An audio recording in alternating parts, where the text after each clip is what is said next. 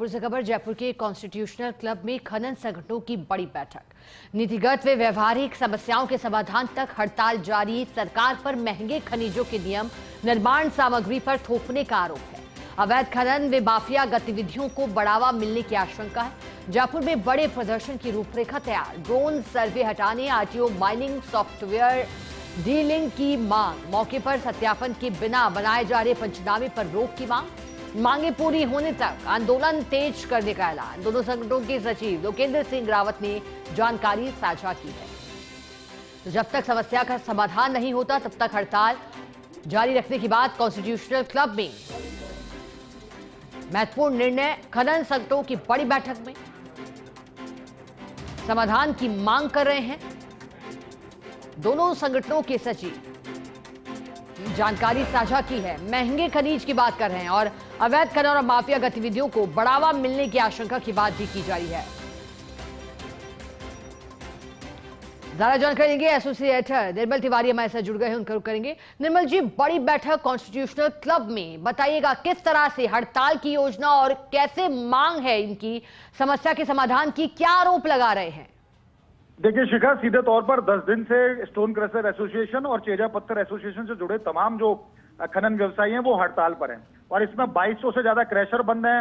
18,000 से ज्यादा खनन लीज हैं जो चेजा पत्थर की, वो बंद पड़ी है, लेकिन किसी तरह की सुनवाई नहीं हुई। सबसे बड़ी बात यह कि ड्रोन सर्वे को उन्होंने अप्रासंगिक माना है कि वो सही नहीं है, उसको रोकना चाहिए। आरटीओ से जिस तरह से माइनिंग की साइट को लिंक कर रखा है उसको डिलिंक करने की वो मांग कर रहे हैं और जिस तरह से मनमाने तरीके से जो कई चीजें थोपी गई हैं उनको लेकर कह रहे हैं उनको व्यवहारिक बनाया जाए नियमों को।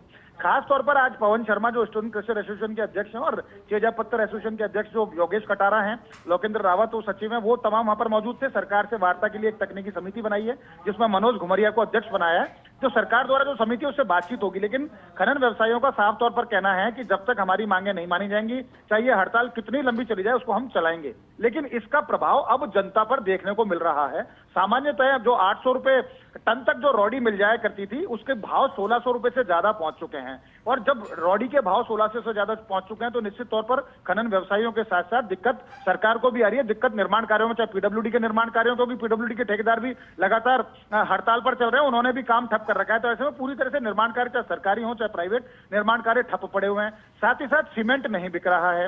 इसके अलावा हम बात करें, बजरी नहीं बिक रही, क्योंकि जब रॉडी उपलब्ध नहीं है, पत्थर उपलब्ध नहीं है, तो इनका बाकी की निर्माण सामग्री का भी कोई मूल्य नहीं रह जाता। तो ऐसे में इनमें इनकी सरिया नहीं बिक रहा है। टाइल्स की बात करें, मार्बल की बात करें, वो नहीं बिक रहा है, तो उनको भी परेशानी होने लगी है और तमाम संगठन इनके साथ आकर के खड़े हुए हैं। अब तक अगर हम सीधे तौर पर माने तो सरकार को रोजाना 400 करोड़ रुपए से ज्यादा का नुकसान उठाना पड़ रहा है। 10 दिन इस हड़ताल के हो गए और आज तो साफ तौर पर कह दिया गया कि जब तक हमारी मांगे नहीं मानी जाएंगी हम हड़ताल पर रहेंगे और हड़ताल का बुरा असर प्रदेश की इकोनॉमी पे पड़ रहा है, खनन व्यवसायियों पर पड़ रहा है और साथ ही साथ जो निर्माण कराने का सपना देखता था एक आम आदमी कि मैं मानसून के दौर में निर्माण कराऊंगा तो सामग्री सस्ती मिलेगी, वो सस्ती नहीं मिल रही है, क्योंकि ना तो मैसनरी स्टोन उपलब्ध है, ना रॉडी गिट्टी उपलब्ध है, ना ग्रेट उपलब्ध है। उसका दूसरी जो निर्माण सामग्री है उस पर सीधे तौर पर प्रत्यक्ष और परोक्ष रूप से उस पर भी फर्क पड़ रहा है। और साथ ही साथ देखिए, आप राजस्थान पेट्रोलियम डीलर्स ने भी अब इस बात को लेकर के उसमें भी सुबगाहट हुई है कि चूंकि निर्माण सामग्री का परिवहन नहीं हो रहा है तो डीजल की जो खपत है वो कम हो गई है, डीजल की बिक्री कम हो गई है, तो उनके ऊपर भी असर पड़ने लगा है। तो इसका पूरे अर्थव्यवस्था के ऊपर असर पड़ रहा है। तो माना ही जाना चाहिए कि जल्दी से जल्दी